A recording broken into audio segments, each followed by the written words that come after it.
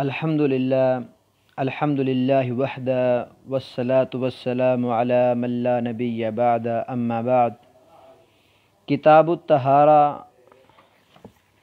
عمدۃ الاحکام سے روایت نمبر 2 ہم آج پڑھیں گے انشاءاللہ تعالی۔ روایت نمبر 2 کا متن ہے وعن ابی ہریرہ رضی اللہ عنہ قال قال رسول اللہ صلی اللہ علیہ وسلم لا يقبل اللہ صلاة احدکم اذا احدث حتی یتوضأ۔ یہ روایت امام مقدسی رحمہ اللہ تعالی کتاب الطہارہ میں 2 نمبر پر لے کر آئے ہیں۔ یہی روایت امام بخاری علیہ رحمہ صحیح البخاری کے اندر 6954 نمبر پر کتاب الحیل باب فی الصلاۃ میں لے کر آئے ہیں، اور اسی طرح امام مسلم علیہ رحمہ اس روایت کو درسی نسخہ اس کی جلد نمبر 225 صفحہ پر لے کر آئے ہیں۔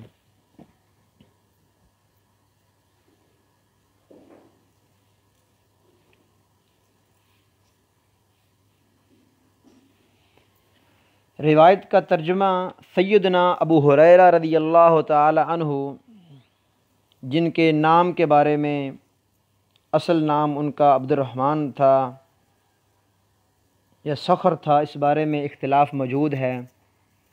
سیدنا ابو ہریرہ رضی اللہ تعالی عنہ اپنی کنیت سے ہی مشہور تھے۔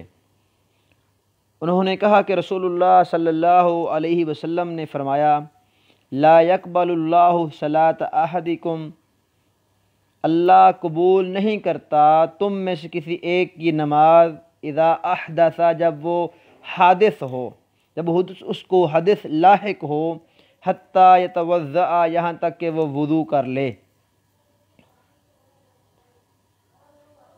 کتاب الطہارہ کے ساتھ اس روایت کا تعلق یہ ہے جس وقت انسان کا وضو قائم نہیں ہے یا انسان پر غسل واجب ہے، انسان فرضی غسل نہیں کیا ہوا انسان نے، تو عدم وضو یا عدم غسل کی شکل میں انسان نماز نہیں پڑھ سکتا۔ اگر بے وضو انسان نماز ادا بھی کرے گا تو اللہ اس کی نماز کو قبول نہیں فرمائے گا۔ امام مقدسی رحمہ اللہ تعالی نے اس روایت کو بیان کرنے سے یہ بات ثابت کر دی کہ اللہ کا قرب اس وقت حاصل ہوگا جب ہم عین اس عبادت کو، اس کی شروط، اس کی قیود اور حدود اللہ میں رہ کر اس کو ادا کریں گے۔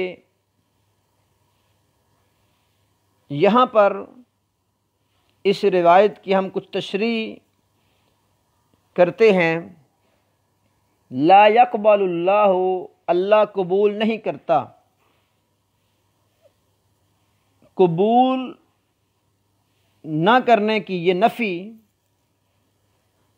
اس شکل میں آئے گی کہ جب عبادت میں کسی واجب کو ترک کیا جائے، عبادت کے اندر کسی واجب کو ترک کر دیا جائے یا کسی فعل ممنوع کو عبادت کے اندر کیا جائے، اس وقت قبولیت کی نفی اس عبادت کی صحت کی نفی بھی ہوتی ہے، یعنی قبول نہیں، عبادت درست ہی نہیں ہے، عبادت ثابت نہیں ہوئی۔ مثلا بے وضو شخص نے 2 رکعت نفل نماز ادا کی، ایسے ہے جیسے اس نے نماز ادا ہی نہیں کی، جبکہ نفی کی، قبولیت کی نفی کی جو دوسری قسم ہے، مثلا رسول اللہ صلی اللہ علیہ وسلم کا فرمان ہے صحیح مسلم کے اندر کتاب السلام باب تحریم الکہانہ و اتیان الکہان 2230 نمبر پر من اتا عرافا فسألہ لن تقبل له صلاة 40 صباحا، جو کسی عراف کے پاس آیا، قیافہ شناس کے پاس آیا، پھر اس نے اس سے کوئی اپنے بارے میں سوال پوچھا، اس کی نماز 40 صبحیں قبول نہیں کی جائے گی۔ تو یہاں پر لن تقبل کی نفی صحت کی نفی نہیں ہے، کیونکہ یہاں پر اس عبادت کے واجب کو ترک نہیں کیا جا رہا، اور عبادت کے اندر فعل ممنوع کو نہیں کیا جا رہا، بلکہ ایک الگ عارضہ لاحق ہو گیا قبولیت کی نفی کے لیے۔ اس پر ثواب تو نہیں ملے گا، لیکن یہ صحت کی نفی نہیں ہے۔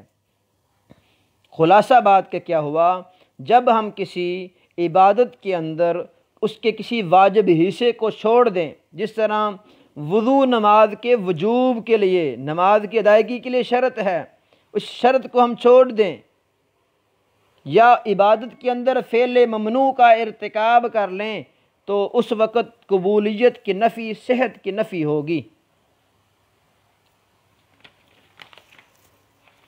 یہاں پر رسول اللہ صلی اللہ علیہ وسلم نے ارشاد فرمایا، اذا احدث حتی یتوضأ۔ حدث کئی ایک معانی میں استعمال کیا جاتا ہے، کئی ایک مسائل پر اس کا اطلاق ہوتا ہے۔ حدث جب کوئی انسان فعل حرام کا ارتکاب بھی کرے تو اس پر بھی حدث لفظ بولا جاتا ہے۔ حدث کا لفظ اس انسان پر بھی بولا جاتا ہے جو کفر کا ارتکاب کرے۔ حدث کا لفظ بدعت کے مرتکب ہونے والے پر بھی بولا جاتا ہے، جیسا کہ رسول اللہ صلی اللہ علیہ وسلم کا صحیح مسلم کے اندر یہ ارشاد ہے، کتاب الاضاحی باب تحریم الذبح لغیر اللہ، 1978 نمبر پر یہ روایت، لعن اللہ من آوى محدثا، یہ کہ اللہ لعنت فرماتا ہے اس بندے پر جو کسی محدث کو پناہ دیتا ہے، بدعتی کو۔ یہ رسول اللہ صلی اللہ علیہ وسلم کا فرمان آپ کے اس فرمان کی طرح نہیں ہے جہاں پر آپ نے یہ ارشاد فرمایا ہے اذا احدث حتی یتوضأ۔ یہاں جو ہم روایت پڑھ رہے ہیں، روایت نمبر 2 میں حدث کس معنی میں ہے؟ یہ یہاں پر حدث صرف اور صرف اس معنی میں ہے کہ انسان پر وضو واجب ہو گیا یا غسل واجب ہو گیا۔ پس جو چیزیں انسان پر وضو کو واجب کرتی ہیں اسے حدث اصغر سے پہچانا جاتا ہے، جیسا کہ انسان کی ہوا کا خارج ہو جانا، انسان کا بول و براز کرنا وغیرہ۔ وما یوجب الغسل یسمى حدثا اکبر، اور جو چیزیں انسان پر غسل کو واجب کر دیں اس کو حدث اکبر کہتے ہیں، جیسا کہ انسان کو احتلام کا ہو جانا، بیوی سے صحبت کا کرنا وغیرہ۔ اور آپ نے جو ارشاد فرمایا حتی یتوضأ، یہاں حتی یہ انتہا کے لیے آیا ہے، یعنی مراد کیا ہے؟ جس وقت تک انسان وضو نہیں کر لیتا اس کی نماز قبولیت کے درجے کو نہیں پہنچے گی۔ اس روایت کریمہ سے چند ایک فوائد حاصل ہوتے ہیں۔ پہلا فائدہ جس کو محمد بن صالح العثیمین رحمہ اللہ تعالی نے ذکر کیا کہ اللہ رب العزت کے افعال اختیاری ثابت ہوتے ہیں اس روایت سے۔ اللہ تعالیٰ کا فعل اختیاری مثلا اللہ قبول بھی کرتا ہے، قبول نہیں بھی کرتا، جس کی چاہتا ہے قبول کرتا ہے، جس کی نہیں چاہتا اس کی قبول نہیں کرتا، یعنی فعل اختیاری کا ثابت کرنا اللہ کے لیے، یہ اس روایت سے ثابت ہو رہا ہے۔ دوسرا فائدہ کیا ہے کہ نماز جو شخص بھی پڑھنا چاہتا ہے اس کے لیے شرط ہے کہ وہ طہارت کو لازم پکڑے، جیسے اللہ کے نبی صلی اللہ علیہ وسلم نے تمام لوگوں کو مخاطب کیا، صلاۃ احدکم، کم ضمیر کے اندر تمام کے تمام وہ بندے شامل ہیں جو ارادہ صلاۃ رکھتے ہیں۔ اور فائدہ نمبر 3 اس حدیث سے یہ ثابت ہوا وہ یہ ہے کہ جس طرح انسان کا قلب، دل عبادت کے لیے، اللہ کے لیے طاہر ہونا ضروری ہے، بالکل اسی طرح نماز بہت بڑی عظمت کی مالک ہے۔ نماز کے لیے انسان کے بدن کی طہارت کا ہونا بھی بعینہ ہی ضروری ہے۔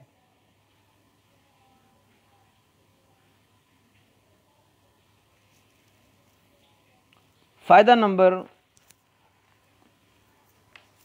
4 یہ ہے کہ جب انسان حادث نہیں ہے، مثلا انسان نے وضو کر لیا، اب حدث انسان سے زائل ہو گیا ہے، عین وضو کی حالت میں انسان کا بدن جب طاہر ہے، انسان باوضو ہے، انسان اس وضو سے چاہے ایک نماز پڑھے، چاہے 2 نمازیں پڑھے، چاہے نفل پڑھے، چاہے فرائض پڑھے، جتنی بھی نمازیں پڑھے گا، باوضو ہونے کی حالت میں وہ انسان کی نمازیں درجہ قبولیت کو، درجہ صحت کو پہنچ جائیں گی۔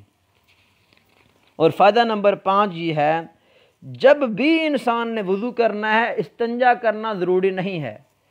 استنجا اس وقت انسان کرے گا جب انسان بول و براز کر کے فارغ ہوا ہے۔ وضو کے لیے استنجا شرط نہیں ہے، بلکہ اس کی سادہ سی مثال یہ ہے، انسان کی ہوا خارج ہوئی ہے تو انسان استنجا نہیں کرے گا، بلکہ سیدھا وضو کر کے اپنی نماز کو ادا کر لے گا۔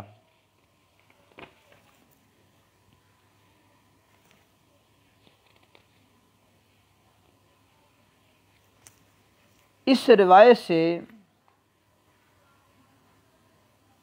یہ چیز بدرجہ اتم سمجھائی کہ جب تک انسان طہارت وضو کی شکل میں، یا جب انسان پر غسل واجب ہے، فرضی غسل کر کے طہارت حاصل نہیں کر لیتا، عدم طہارت، عدم وضو کی صورت میں انسان کی نماز قبول نہیں ہوگی، درست نہیں ہوگی۔